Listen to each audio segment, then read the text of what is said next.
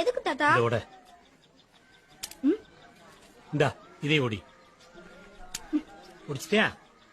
இந்தா தாத்தா எனக்கு நேரம் ஆச்சு தாத்தா. ஓடிடா.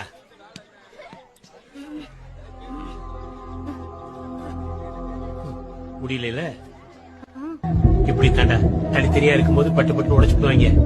ஒன்னா ஒத்துமையா சேர்ந்தே இருந்து போய் ₹1 நம்மள அசைச்சுக்க முடியும். சொந்தம் உள்ள வாழ்க்கை சொர்க்கத்துக்கு மேலே சொத்து சொன்ன ஏதும் வேண்டாமையா.